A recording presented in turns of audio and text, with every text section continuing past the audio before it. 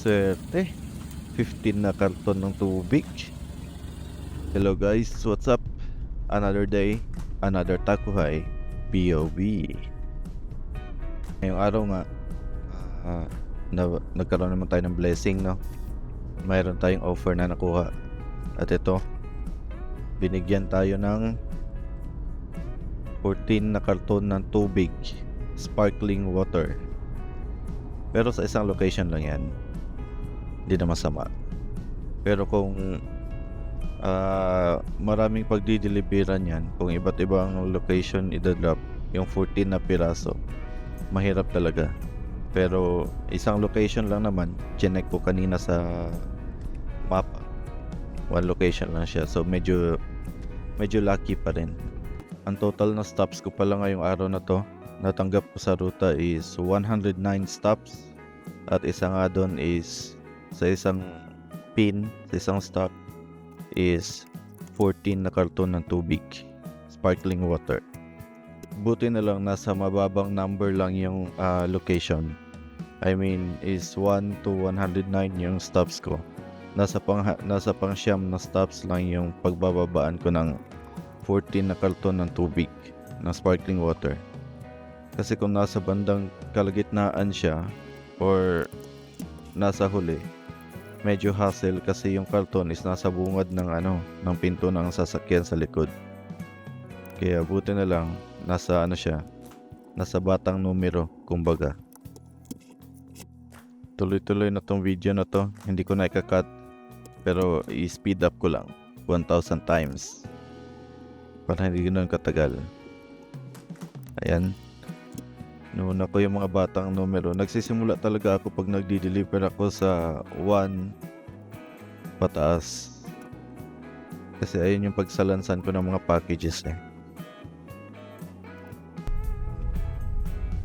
Ayan, dito pala sinalubong ako ng customer. Magdi-deliver ako sa bahay na yan, yung tapat na bahay na yan. Tapos ayun, may sumilip. Tapos yan, lumapit si nanay sa akin. Siyempre pag lumapit yung customer, abot na natin matik yan. Hindi na natin iwan sa pinto, kasi mas mabilis talaga kung iaabot sa customer eh. Ayan, alis na yan sila nanay dapat eh. Siguro narinig nila yung sasakyan na parating, huminto sa bahay nila. So ayan, makikita sa unahan. Ayan o. Sila nanay. Hindi ko na mabilang kung ilang stops na yung nagawa ko, pero malapit na tayo. Malapit tayo dumating sa destinasyon. Yan. Tingin mo na sa mapa. Yun.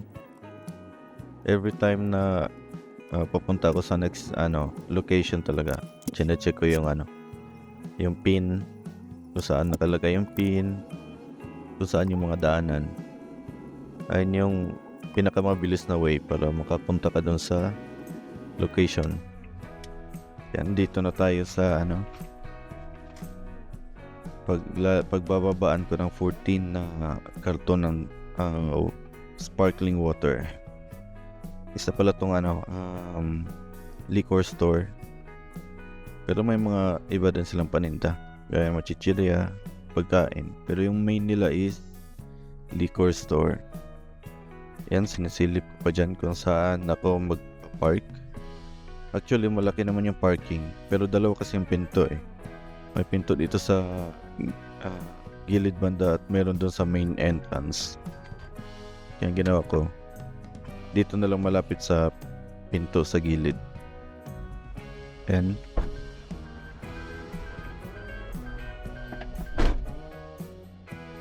sinisilip ko pa kung saan ako kakatok, kung doon sa store or sa maliit na pinto dyan.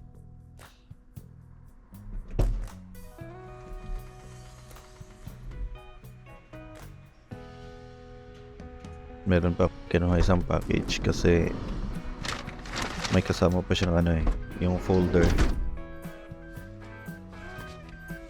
14 na pirasong karton ng tubig. Tapos isang folder.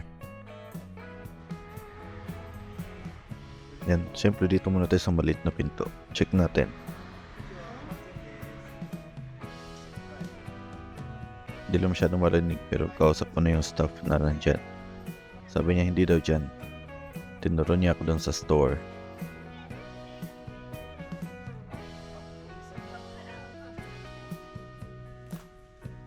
Yun. Bit-bit ko na yung folder. Siyempre yan muna yung pauna natin bigay. Dito medyo matagal kaya bibilisan ko muna. Ayan, pagkatapos ng yaritori sa loob, yaritori sa staff. Yaritori pala is yung pakikipag-usap sa loob at sa staff. Sabi niya sa akin, gamitin ko raw yung daisha. Yung di ko sure kung anong translation daisha. Pushcart. Gamitin ko na yung pushcart na nasa harap. Paglagyan ko ng mga tubig. Siyempre yukuri lang tayo dyan, no? Dahan-dahan lang. Kasi delikado sa likod. Lalo na pag mabibigat tapos madami. Medyo masakit din sa likod eh. Speed up ko na lang yung video para kunyari mabilis. Ayan, no? Sumabit pa yung push cart kasi hindi pantay yung semento niya. Meron dansa kung sa Japanese may dansa yung hindi pantay kaya sumabit yung gulong. Mga 7 ata yan, 7 karton, 8 karton yung nilagay kasi 5 yung karton lang yung second batch eh. Medyo matagal-tagal din ako dyan sa loob kasi dun mismo sa likod eh. Sa bodega. Yan, binalik ko na yung cart.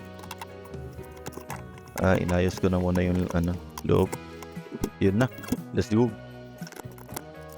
So hanggang dito na lang muna. Yung next pala is katabi lang, kapitbahay lang. So tatapusin ko na dito yung video kasi medyo mahaba na siya.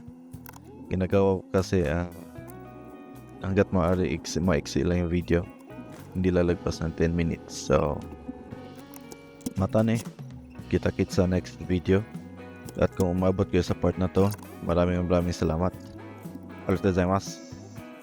Sa next video pala, sasabihin ko kung bakit tayo naging maswerte ngayong araw na to, maliban sa 14 na kahon ng tubig na pinabuhat sa atin. So kita-kits, matane. Salamat ulit.